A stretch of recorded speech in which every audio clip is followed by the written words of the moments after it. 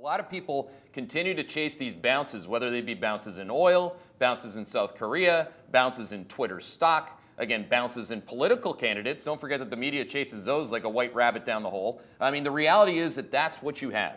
You have very little leadership in this country, really, from a political or economic perspective, that has told you what is going to happen for the last 18 months and in what order. And again, the last thing to go down is the equity market. So again, you can look at this more broadly too. You can look at the DAX this morning, which we've highlighted numerous times. But look at the German stock market, now down 29% since it peaked last year from the all-time bubble high. That's a huge drop. Again, if you look at what the S&P 500 has done so far, it's nowhere near that. That's why the S&P 500 has so much downside. If you look at something like Italy, it's down 4.5% this morning alone.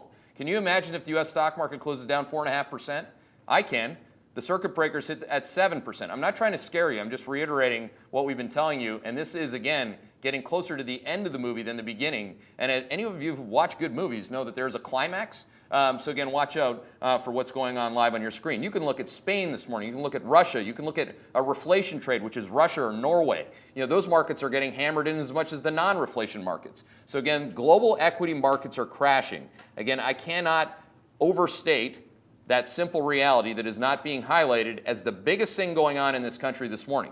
People are losing a lot of money, okay? A lot of money. Do you think that people care about some whack job at ISIS right now, or they care about their 401k? You can tell me it's a big deal. I think it's the biggest, most ignored, neglected, and not understood story in America today, and we're certainly not going to shy away from telling you that.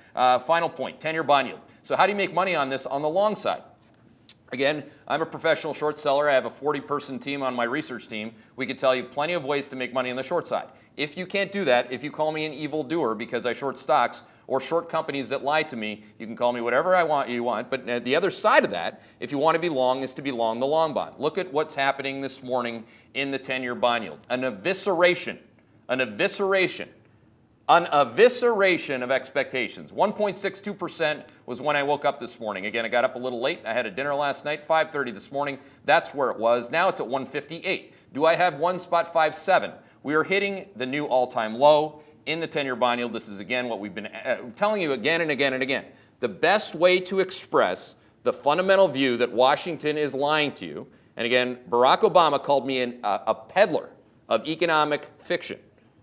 Again, he will go down in my history book and many others as having lied to the entire country at the State of the Union about the economic reality of it all. Again, bond yields much smarter than the big O. I can tell you that. Maybe, again, bond yields are a lot smarter than me, by the way, too. Again, bond yields collapsing is a direct response to growth expectations collapsing. I hope you understand that now. We've been talking this through for 18 months. We've been very consistent. And again, those are your top three things.